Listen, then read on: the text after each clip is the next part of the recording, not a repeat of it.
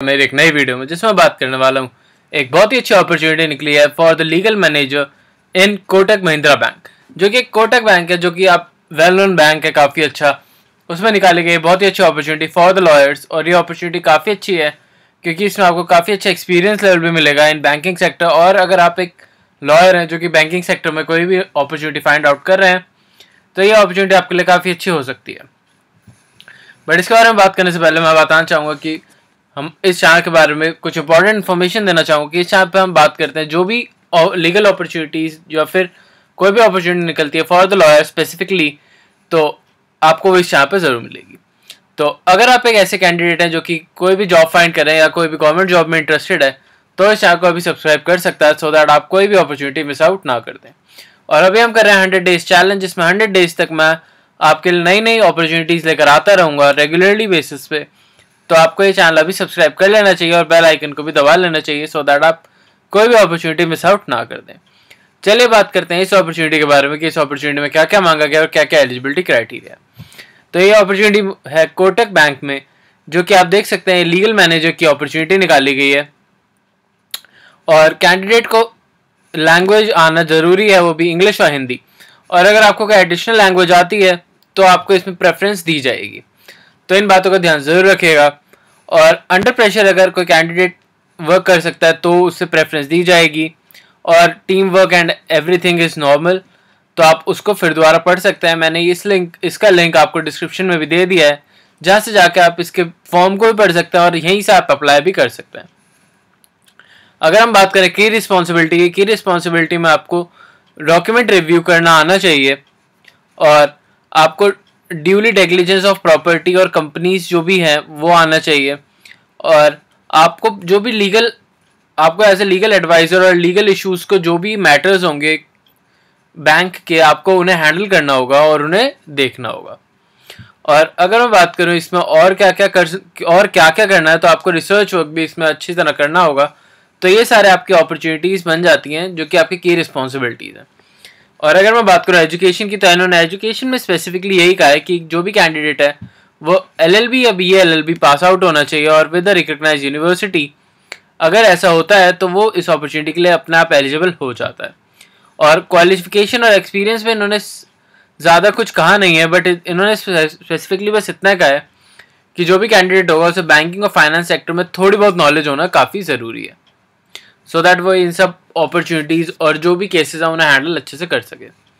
और record maintain करना और ऑर्गेनाइज डेवलपमेंट करना ये भी आपको आना चाहिए। और लीगल डॉक्यूमेंटेशंस आपका मेन प्रायोरिटी वर्क बनता है इसमें, जिसमें आपको ड्राफ्टिंग, रिव्यूइंग और banking legal documents, loan sector assignments, और ये सब आपको इसमें करना होगा।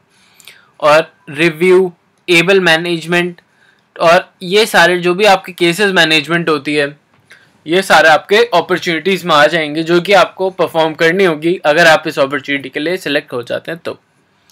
और अगर मैं बात करूँ इसमें एक्सपीरियंस की, तो इन्होंने स्पेसिफिकली एक्सपीरियंस यहाँ पे नहीं लिखा है, इसलिए अगर आप एक फ्रेशर भी हैं और आपको थोड़ा बहुत भी इसके बारे में पता है, बैंकिंग सेक्टर के बारे में, बैंकिंग लॉ के बारे में, तो आप इस अपॉर्चुनिटी के लिए बिल्कुल एलिजिबल हो जाते हो और आप इसे अप्लाई कर सकते हो। और अगर हम बात करें इसकी रेम्यूनरेशन या फिर इसकी सैलरी की, तो इन्होंने सैलरी बताई नहीं है स्पेसिफिकली, बट अगर हम मार्केट रेट के हिसाब से देखें तो इसमें 50 to 60,000 आपकी सैलरी बन जाती है। तो आप इस अपॉर्चुनिटी के लिए बिल्कुल अच्छे से अप्लाई कर सकते हैं अगर आप एक फ्रेशर हैं और आपको एक ऐसी अपॉर्चुनिटी चाहिए जो कि आपके ग्रोथ में भी हेल्प करे और साथ ही साथ आपको एक कॉर्पोरेट सेक्टर में भी हेल्प हो। तो ये आपके लिए एक बहुत अच्छी अपॉर्चुनिटी बन जाती है। जैसा कि आप देख सकते हैं यहीं पे आप अप्लाई का साइन है, जहाँ पे आप जाके अप्लाई कर सकते हैं। और इसकी एप्लीकेशन फ़ीस भी 0 रखी गई है, तो अगर आप इसमें इंटरेस्टेड हैं तो आप इसे ज़रूर अप्लाई करिएगा और आपको एक अपॉर्चुनिटी ही मिल जाएगी कि अगर आप इसमें सिलेक्ट हो जाते हैं तो आप इसमें जा सकते हैं। And I am again telling you कि इसमें जो भी इसमें लोकेशन दी गई है वो चेन्नई तमिलनाडु की दी गई है। तो अगर आपकी ये अपॉर्चुनिटी आपकी जॉब लग जाती है तो आपकी जो पोस्टिंग होगी चेन्नई तमिलनाडु में होगी। तो इन बातों का ध्यान ज़रूर रखिएगा। और अगर आप जो फॉर्म फिल आउट करेंगे उसमें अपना फ़ोन नंबर और ईमेल एड्रेस को काफ़ी अच्छे से फिल आउट करिएगा और अपने सारे डॉक्यूमेंट्स भी आपको उसमें डालने होंगे।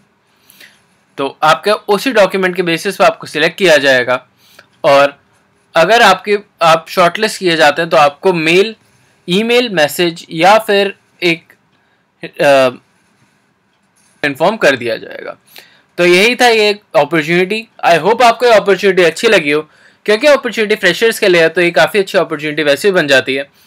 और I am again reminding you कि मैं कर रहा हूँ 100 डेज चैलेंज, जिसमें मैं 100 डेज तक आपके नई नई अपॉर्चुनिटीज़ लेकर आता रहता हूँ और नई नई जॉब्स।